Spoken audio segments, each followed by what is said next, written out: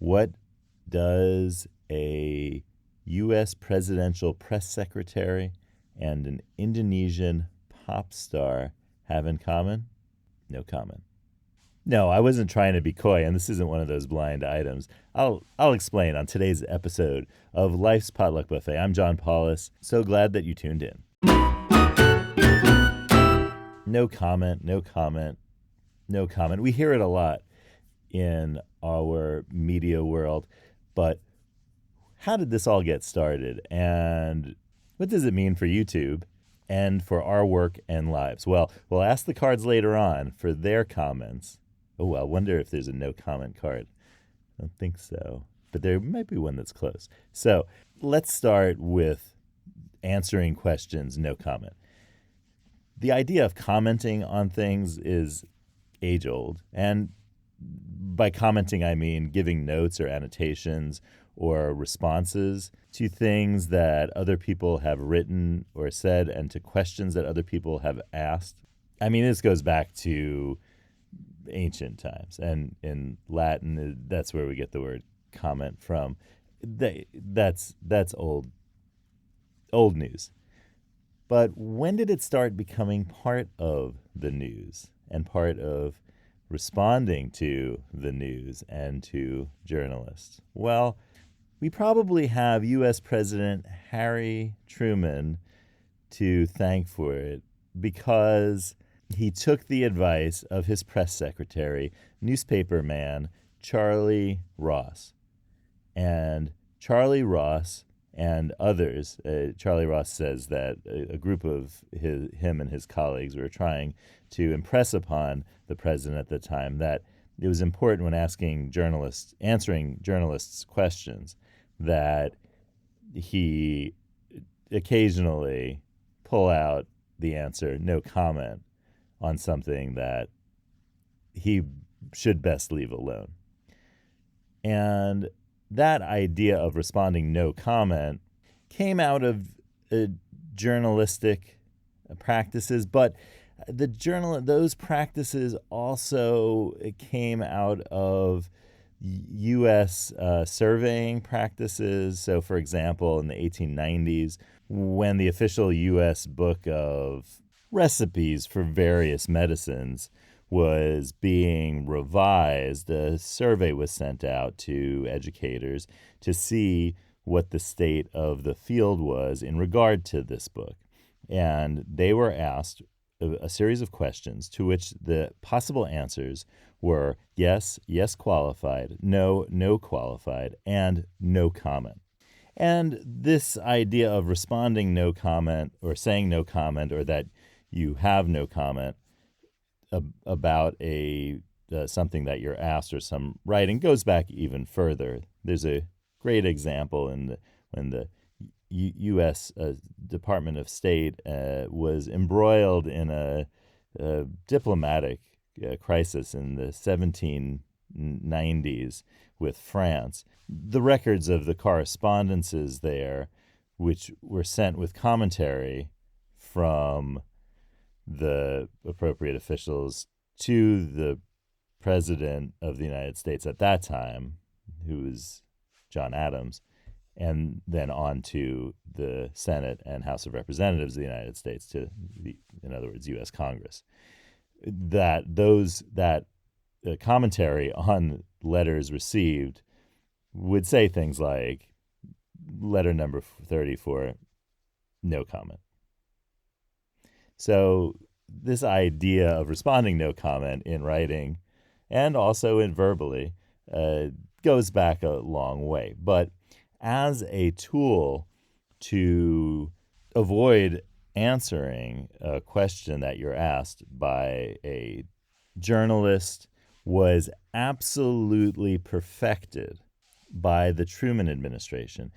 Harry Truman didn't like to avoid questions, but it's clear from the presidential archives that his press secretary, Charlie Ross, impressed upon him, among others, that answering no comment to certain questions was absolutely essential.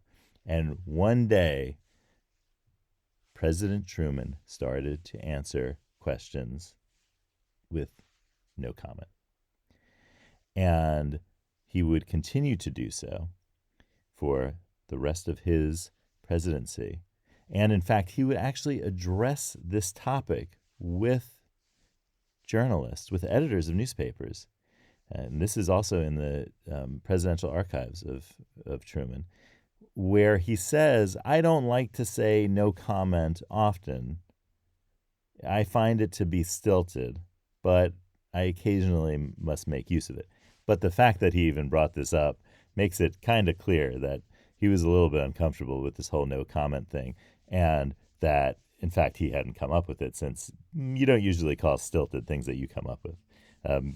Your own inventions, you don't usually find them to be stilted because you came up with them, so they seem kind of natural to you.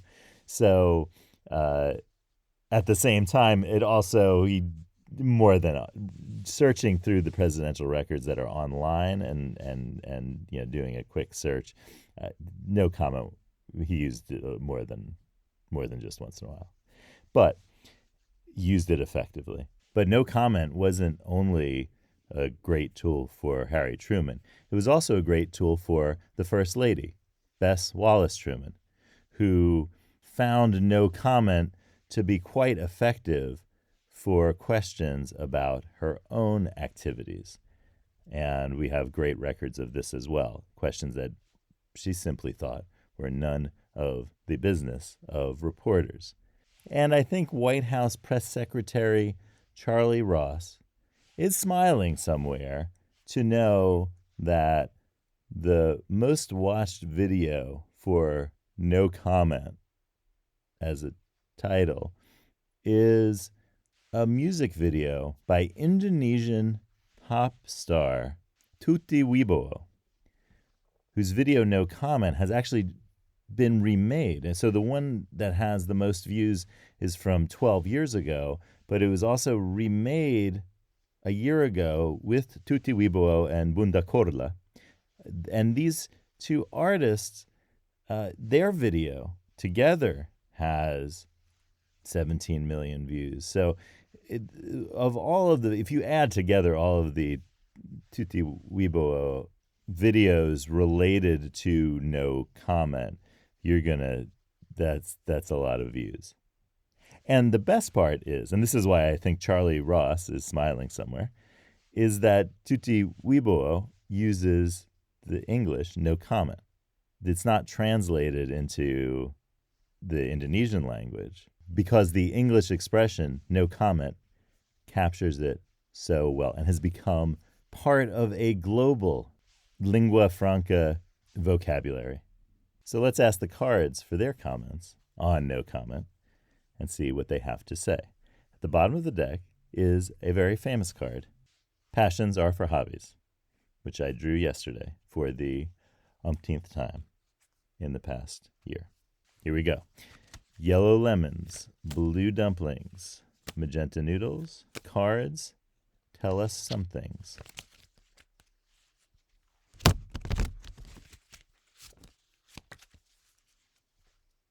All right, here we go. It's card 16. Turn your greatest weakness into your greatest strength. That's great for today because that whole story about President Harry Truman and the idea that his greatest weakness was not being able to, not answer questions that were not in his best interest to answer. And that was something that he just couldn't do until one day the advice of his press secretary and others came through and he started to say no comment. So that is an example of someone turning their greatest weakness into their greatest strength. And in the process, created a worldwide phenomenon. So give that a try. Think of something that you consider your greatest weakness and think about what it would take to make that your greatest strength. What's my greatest weakness? no comment. No, that wasn't me being coy. I mean, really, my greatest weakness is my ability to comment on just about everything. So, not to comment is a way for me to turn my greatest weakness into my greatest strength.